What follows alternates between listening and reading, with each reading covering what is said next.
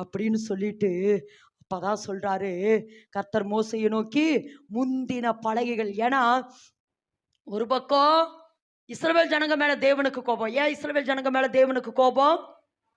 அவங்க பாகால உண்டு பண்ணிட்டாங்கன்னு. மோசே மேல என்ன கோபம்? பலகையை உடைச்சிட்டார் அப்படிங்கிறத விட கர்த்தர் கொடுத்ததை, ஆமென், கர்த்தர் கொடுத்ததை, கர்த்தர் தனது கையால எழுதி கொடுத்த அந்த பலகை என்ன செஞ்சார்? மோசே உடைத்து போட்டார். உபாகமத்தில் இருக்க அந்த வார்த்தை எரிந்து. எப்படியாமா? ஆமா, வீட்டில் கோபம் வந்தா சொம்ப தூக்கி எரியிருமில்ல, பிளேட்டை தூக்கி எரியிருமில்ல, அந்த மாதிரி மோசே அந்த பலகையை தூக்கி எறிந்து.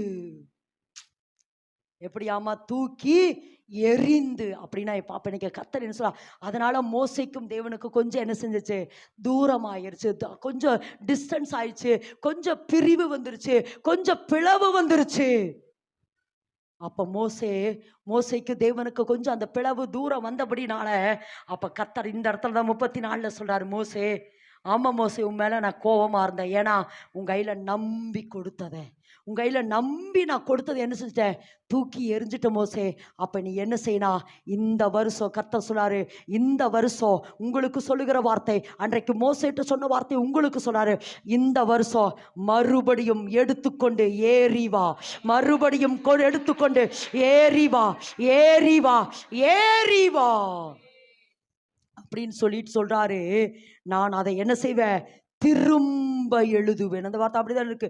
இழைத்துக்கொள், நீ உடைத்து போட்ட முந்தின வார்த்தைகள் இருந்த வார்த்தைகளை, அவைகளை நான் என்ன செய்வேன்? எழுதுவேன். இன்னைக்கு கர்த்தர் சொல்றாருமா.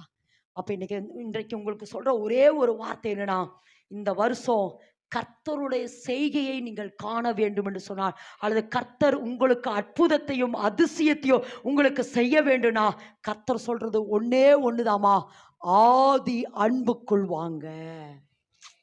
ஆதியில நீங்க கர்த்தரோடு கூட எப்படி இருந்தீங்க?